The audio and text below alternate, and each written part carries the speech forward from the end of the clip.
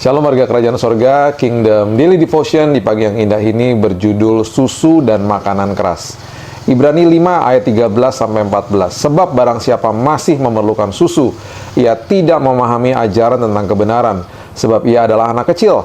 Tetapi makanan keras adalah untuk orang-orang dewasa yang karena mempunyai panca indera yang terlatih untuk membedakan yang baik daripada yang jahat. Nah, dalam ayat bacaan hari ini, Alkitab menjelaskan sebuah pertumbuhan rohani dengan menggunakan susu dan makanan padat sebagai metafora untuk menggambarkannya. Ya, maksudnya apa? Coba kita dalami lebih lagi. Susu itu melambangkan ajaran dasar dari iman Kristen. Kebenaran yang sederhana tetapi penting seperti keselamatan melalui Kristus, pengampunan dosa, kasih Allah. Nah, makanan padat itu mengacu kepada kebenaran yang lebih dalam dan lebih menantang seperti perubahan karakter, kebijaksanaan, kedewasaan rohani, dan tanggung jawab yang lebih lagi hari lepas hari. Nah, penulis kitab Ibrani ini menyatakan kekhawatiran bahwa beberapa orang percaya ini masih seperti bayi rohani, tidak bertumbuh sebagaimana mestinya. Mereka seharusnya sudah menjadi dewasa sekarang, tetapi mereka masih membutuhkan hal-hal dasar. Nah, di sisi lain, Petrus juga mendorong orang yang baru menerima Yesus sebagai juru selamat atas hidupnya untuk mengalami sebuah kelahiran baru di dalam Kristus untuk selalu menginginkan susu yang murni dari firman. Ini menunjukkan bahwa susu itu memang penting, terutama pada tahap awal. Pertumbuhan rohani diharapkan habis itu. Tidak ada apa-apanya, tidak menjadi apa-apa untuk memulai dengan susu, tetapi kita tidak ditakdirkan untuk terus-menerus mengkonsumsinya. 1 Petrus 2 ayat 2 mengatakan, dan jadilah sama seperti bayi yang baru lahir, yang selalu ingin akan air susu yang murni dan yang rohani, supaya olehnya kamu bertumbuh dan beroleh keselamatan. Nah, sama seperti bayi yang harus tumbuh dan mulai makan makanan padat, kita sebagai orang percaya juga harus bertumbuh dalam pemahaman kita tentang Tuhan. Tidak cukup hanya menghadiri gereja atau sekedar mendengarkan beberapa kisah Alkitab. Kita dipanggil untuk menjadi dewasa, melatih diri melalui firman Tuhan, dan membedakan yang benar dari yang salah.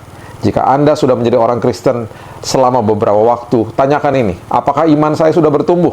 Apakah saya sudah menggali lebih dalam firman Tuhan atau masih bergantung kepada orang lain untuk memberi saya makanan rohani?